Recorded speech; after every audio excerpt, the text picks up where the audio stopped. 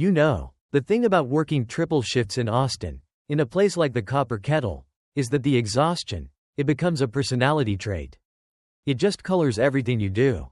And for me, a black woman trying to keep 2 kids clothed and fed in this crazy city, that exhaustion was a luxury I couldn't afford but still somehow carried around like a lead backpack.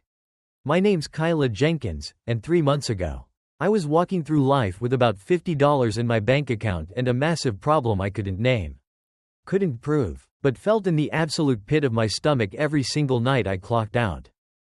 The Kettle, right? It was supposed to be a gold mine. Prime spot downtown. Packed every weekend. The tech crowd was throwing around $20 tips like confetti for a $30 tab. And we were number 2 on Yelp. Always a line out the door for those craft beers and their famous brisket sliders. But my bank account, it didn't reflect that reality.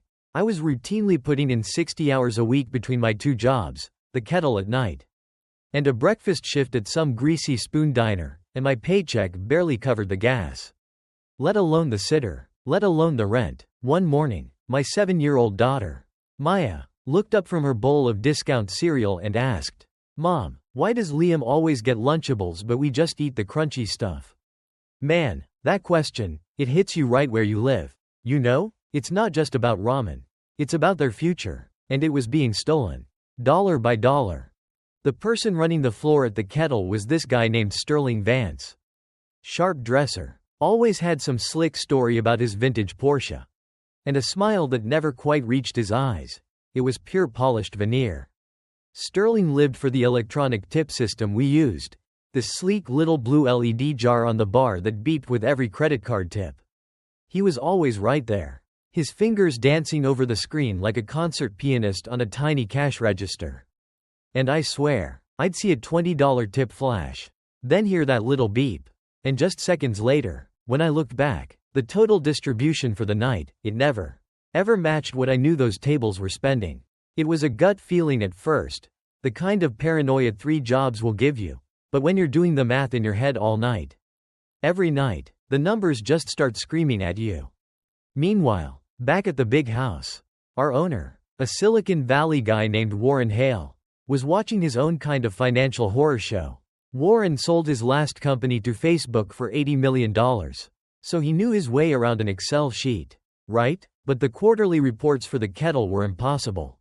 High revenue, 5-star reviews, 0 profit. It defied logic. He ran the numbers, again and again, scratching his graying hair. He knew someone was bleeding his business dry. But spreadsheets don't tell you who or how. Warren was a problem solver. A CEO who built his empire by knowing every single bolt and screw in his operation. He decided the only way to catch a thief who's cheating the system is to become part of the system, to go completely dark. So, Warren Hale disappeared for a few days. He shaved down his corporate polish, bought some worn-out Dickies, a Carhartt jacket stained with what looked like honest-to-God paint, and traded his black Amex for a wallet full of crumpled fives. He became Clint, a laid-off construction foreman from a highway project outside Waco, cash poor, time rich, and nursing one cheap Lone Star beer for 3 hours straight. The kind of customer every server hates because they tip maybe $2. But the kind of customer management tolerates because they fill a seat during the slow Tuesday lull. The night Clint walked into the Kettle, slumped shoulders, tired eyes, and a palpable air of quiet desperation, I barely registered him. Just another broke guy in booth 7. The perfect blind spot where you can see the bar, but nobody really sees you. He ordered his Lone Star, left a single dollar bill, and settled in. He was close enough to watch Sterling, but far enough to be invisible. The investigation had begun, and none of us, especially not Sterling, had any idea we were being watched by the man whose $80 million bought the whole damn building. Clint, the broken man, watched me that night. He saw me hustle. He saw me smile when my feet were screaming. And he saw the way Sterling moved. Every time a credit card was run, every time that blue light beeped, Sterling was there. Beep. The screen shows $15 tip. Sterling's fingers slide across the screen.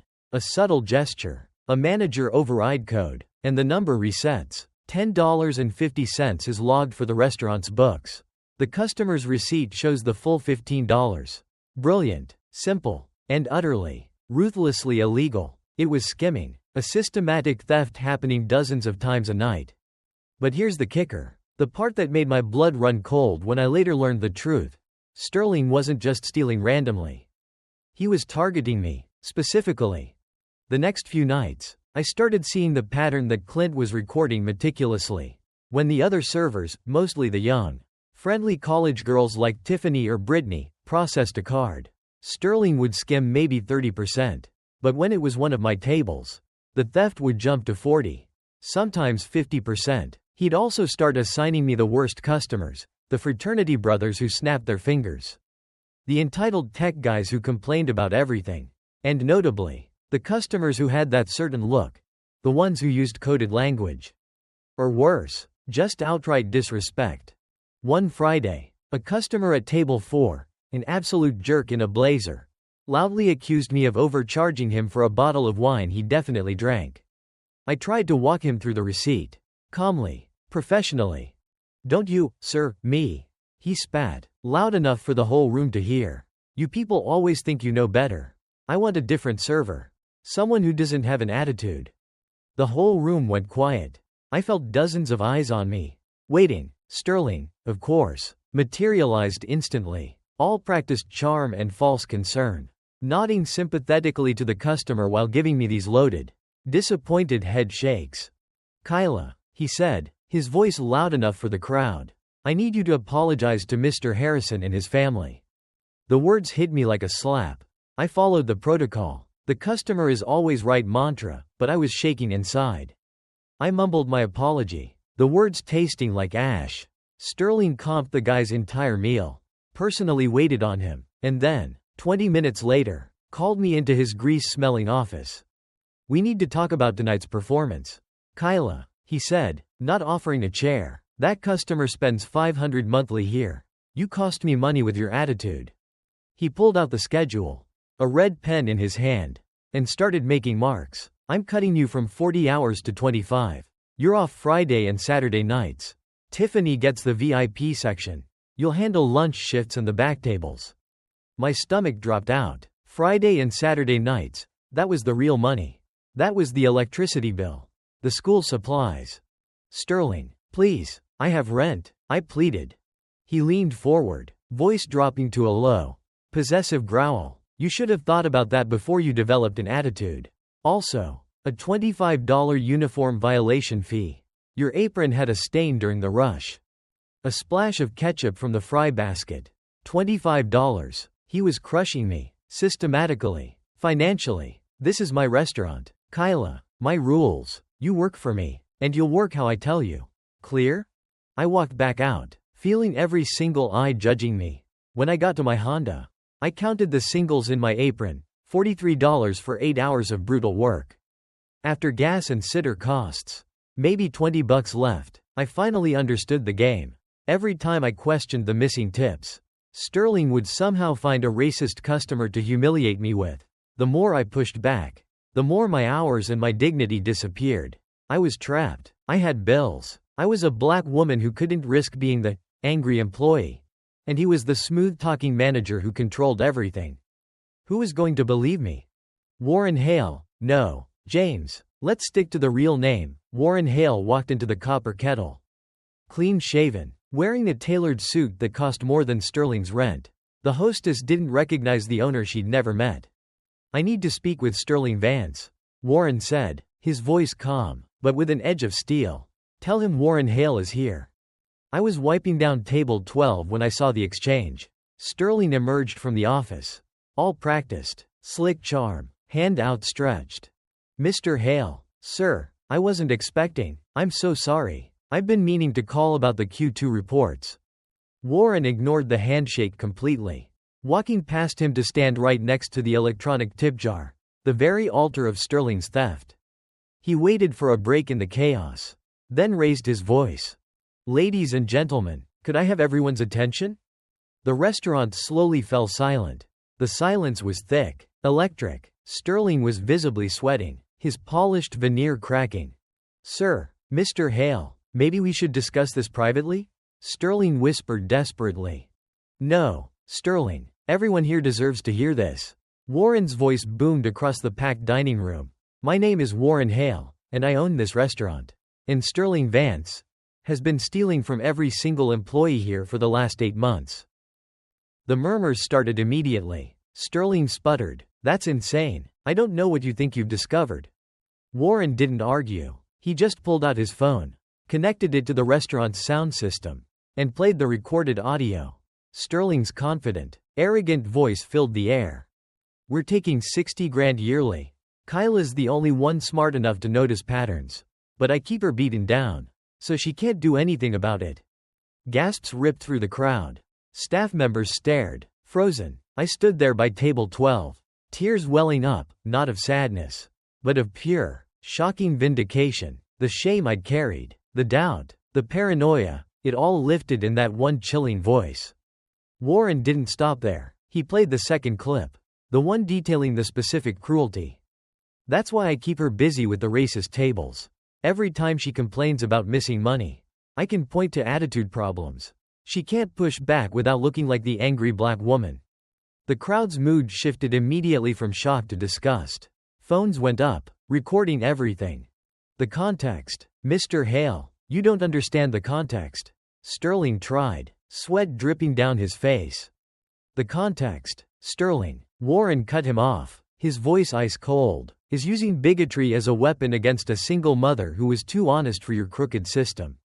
Kyla has the highest customer satisfaction ratings here. She's also been robbed of $7,800 because you targeted her specifically. Sterling made one last desperate, pathetic plea. You can't prove any of this. Warren pulled out a tablet, showing the security footage, a perfect loop of Sterling's fingers manipulating the tip jar. 8 months of video evidence, documented theft, recorded confession, and mathematical proof that you have systematically stolen $60 from my employees. You are fired. The police are on their way for felony embezzlement charges. The sirens wailed outside. Within minutes, 2 Austin PD officers walked in. Sterling continued protesting, blaming me, calling Warren an idiot who didn't understand operations. Right up until the moment the handcuffs clicked shut. He was walked out in silence, his Porsche driving. Sharp dressing career destroyed in 10 minutes flat. All thanks to the owner who pretended to be a broke guy nursing a $2 beer. The silence after the door swung shut was broken by the staff. Are we getting our tips back? What about our jobs? Warren Hale raised his hands. The CEO mode fully engaged. First, nobody loses their job. You are all victims. Second, yes, you are getting every single dollar back. I've calculated 8 months of theft down to the penny. Kyla was robbed of $7.847. Tiffany, $4.200. Luis, $3. It all comes back. I felt my knees buckle. $7,000. That was Maya's private school fund. New sneakers. And finally, maybe, a week where I wasn't utterly terrified of the rent coming due. Warren looked directly at me, his gaze holding genuine respect. Kyla, I spent 5 days watching you work under impossible pressure. You handled abusive customers with grace and protected your team. You also have the business education and mathematical skills to spot what was wrong. He paused. I'm offering you the assistant manager position, with full authority over cash handling, tip distribution, and employee protection. Will you accept? The restaurant erupted. The remaining customers, the staff, they all clapped and cheered. Luis, the silent kitchen manager, started chanting my name. Yes, I managed to say, tears streaming down my face. I accept. Warren sat down and wrote out the checks right then and there. $7.847 for me. He called each employee forward, personally handing them their checks. When Luis approached, Warren spoke quietly. Your immigration status is safe here. Luis, you were coerced. That ends now. Luis broke down, tears streaming as he accepted his $3, more money than he'd ever held at once. Total restitution, $47.460. This device enabled theft, Warren announced, gesturing to the silent tip jar. Tomorrow, we implement a new system, complete